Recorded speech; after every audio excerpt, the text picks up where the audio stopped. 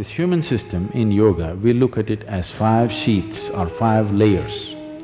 5 layers of body. In the yogic system, there is no such thing as mind, there is no such thing as anything. Everything is seen as body because we are looking at it as a technology for transformation. These are called Annamaya Kosha, Manomaya Kosha, Pranamaya Kosha, Vijnanamaya Kosha and Anandamaya Kosha. Anna means the food that you've eaten. What you call as my body is just the food that you've eaten, isn't it? It's a heap of food. Small or big is your choice, but it's a heap of food whichever way, isn't it? As there is a physical body which you gathered from outside, there is a mental body. When we say mind, it is not here or there. Every cell in the body has its own intelligence. Every cell in the body has its own memory, isn't it? So there is a body of mind. So this is known as the mental body or Manomaya Kosha. So that is hardware, this is software. This hardware and software cannot do much unless you plug it into quality power. So the third layer of the body is called Pranamaya Kosha or the energy body. These three are physical in nature. The next layer of the body is a transitory body, which is known as the Vijnanamaya Kosha. It is a transitory body. From physical to non-physical, it's transiting. It does not ascribe to any of the physical qualities, but at the same time it has not become completely non-physical either. The fifth one is called as Anandamaya Kosha. In English language, it translates into as bliss body. Bliss body does not mean there is a bubble of bliss inside you. We are calling it bliss body because in our experience, whenever we touch it, we become blissful. So we are calling it bliss body. That's not its nature, that is what it causes for us. It is a non-physical dimension which is the source of everything that is physical. If you align the physical body, the mental body and the energy body in proper alignment and balance, there will be no physical or psychological ailments within you. It is just a disaligned state which causes all kinds of problems. When body comes to a certain ease, there is no dis-ease. So if you align these things, only then you have a passage, you have a possibility of touching the Anandamaya Kosha, where blissfulness becomes a natural process. It is not that you're blissful about something, you're just blissful because that is the nature of life.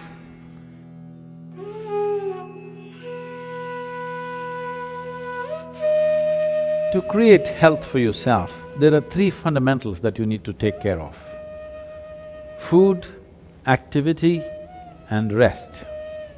When it comes to food, one of the most important things that you must be conscious of is, on a certain day when you eat a certain type of food, whatever you eat, you must consciously notice how quickly does it digest and become a part of yourself.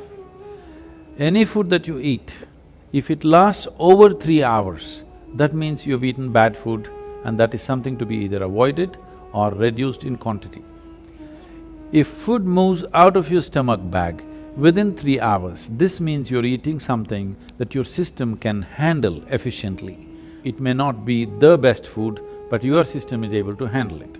And between one meal and the next meal, if you create a clear gap of 5 to 6 hours, and in between if there is no other ingestion, you will see the cleansing process in the system on the cellular level, cleansing will happen. This cleansing on the cellular level is most important and significant for a healthful life. So between meals there must be at least 5 to 6 hours of space. If you're over 30 years of age, 2 meals a day, 2 good meals a day will suffice. One in the morning and one in the evening. After the evening meal, before you go to bed, there must be a minimum of 3 hours, and if there is a certain amount of physical activity, not necessarily very heavy or strenuous activity, just simple walking or maybe a dance or something like this, create something for yourself where about at least 20 to 30 minutes there is some physical activity after the evening meal. If you do this, largely your system will be healthy. If one goes to bed with food still inside the stomach bag, a certain level of inertia is generated in the system. This inertia, physiologically, it's like accelerating towards death. Death is ultimate inertia, and if you go to bed with stomach full, one thing is it generates inertia, another dimension is the stomach bag is full means it will create pressure on other organs in the abdomen region. This will also lead to various kinds of health issues. It's very important when you go to bed, again, food has moved out of the stomach bag, that the bag is not heavy to put pressure on. As you sleep in different postures, it should not be putting pressure on the rest of the organs. When it comes to activity, in this brief time, I don't want to give you an exercise regimen. The simple thing that we need to understand is, our body is capable of bending forward, bending backward and twisting sideways on either side. This much activity must happen, whatever we do, in whatever form. If you do classical hatha yoga, that is the best way to do it, scientific way of doing it. If that is not yet in your life, you must somehow make sure every day you bend forward, backward and twist both ways and squat, so that stretching of the spinal column will happen. This much activity is a must for everybody on a daily basis if we want to keep the entire system in a healthful state, particularly your neurological system, which will be an issue as one ages. The volume of rest that an individual needs is determined by various factors. One important factor is the type and the volume of food that one consumes. When I say the type of food, you must experiment with foods and see what type of foods cause maximum heaviness within you, what type of foods will leave you light and agile. If you make sure at least 40% of your diet is fresh vegetables and fruits, you will see the lightness in the body will come, because what the body needs is restfulness, not necessarily sleep. Most people understand that sleep is the only way to rest. No. As you sit and stand, you can either be restful or in a state of agitation or in a state of inertia. If you are in a lively state of restfulness, moment to moment in your life, the volume of sleep you actually require will come down.